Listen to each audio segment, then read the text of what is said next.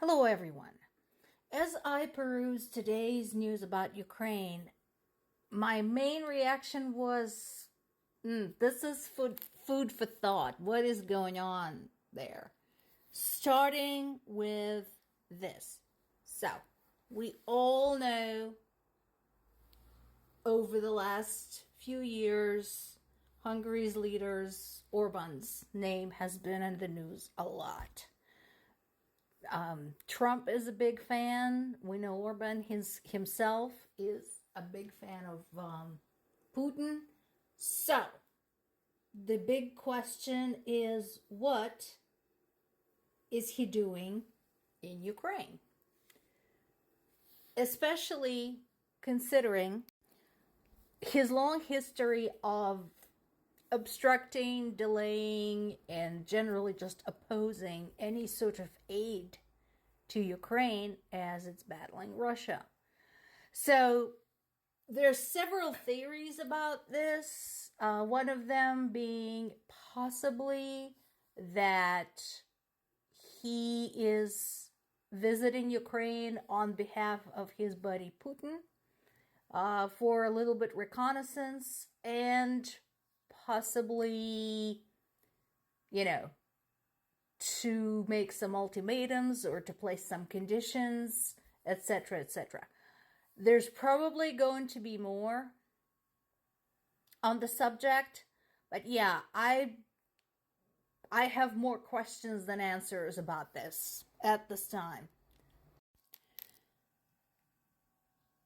The next piece is this.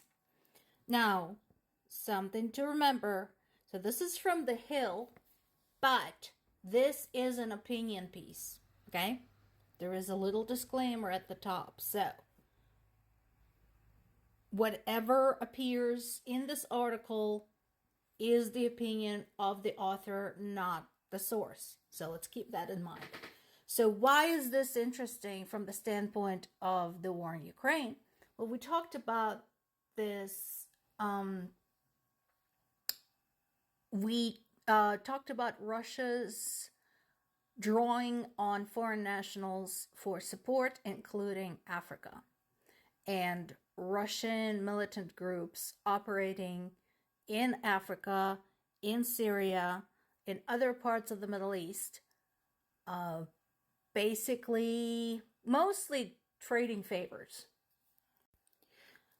The article does talk about Russia's miscalculation when it comes to the war in Ukraine, because it is now well known that they were expecting to just waltz in and literally be celebrating in Kiev. This is within weeks. They were expecting to be in Kiev within hours of rolling across the Ukrainian border. Of course, we all now know that this didn't happen. But for a while, Ukraine was too much on the defensive to consider hitting Russia in other sources, at its other connections. So this piece talks about some operations in Syria, some operations in Africa, both trying to disrupt Russian influences there, potentially getting in touch with some dissident forces like Syrian Democratic Forces, helping them train, possibly engaging them to strike Russian targets. So not a bad idea. I want to find more information about this. We already knew Russia had ties in Africa and in the Middle East. So if Ukraine is in the position to start disrupting those, that is good news. And the more of Russia's former allies turn against it, the better. I hope they do. Common sense, we already know, like I said, Russia uses foreign nationals as cannon fodder, and they prefer to send non-Russian individuals into battle. So we already know that. Whoever they recruit anywhere throughout their own territory and abroad usually are going to end up on the front lines, right in the sights of Ukrainian snipers. So, again, food for thought. I need to get more sources on this, so let's treat this as a developing story. I don't like this idea, although I do understand that Ukraine has a lot fewer choices when it comes to military personnel than Russia does. Here's what we know right now. More than 3,000 prisoners have been released on parole and assigned to military units after recruitment was approved by the parliament. That was part of the mobilization bill that was not at all popular, although again, considering we're talking about fighting a war, it's kind of understandable. So that is one of the measures that has far-reaching consequences. We already know that using convicts to fight in Ukraine is working out very badly for Russia, because those who survive and come home basically go back to the life of crime, and some of the crime is violent crime, including rape and murder. So it remains to be seen how this works out and how it was decided whom to pardon or put on parole to get them to join the army. So this is more than one source. I purposely went and looked this up. This topic is appearing across multiple sources. So what's going on with this? This summary is on CNN website. Right now, again, this is still developing because the plot that they disrupted was supposed to happen on June 30th. So 2 days ago. So I'm sure more details will be emerging. Here's what we know now.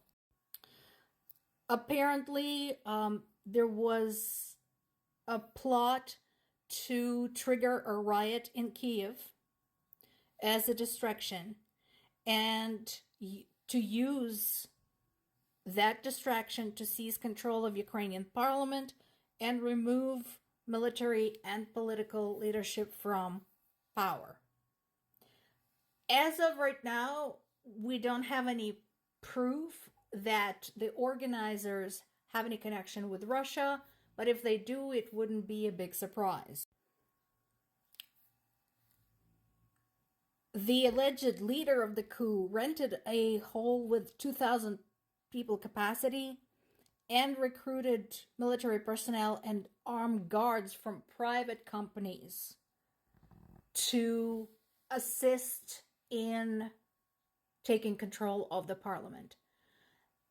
Whatever their motives were, there is no doubt that had it succeeded, the coup would have played into Russia's hands.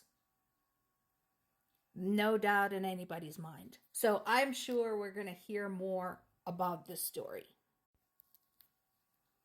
The last but not the least, the statement from Russia's UN envoy Nebezhny, who says the Ukraine war can't end in one day. Yeah, it can.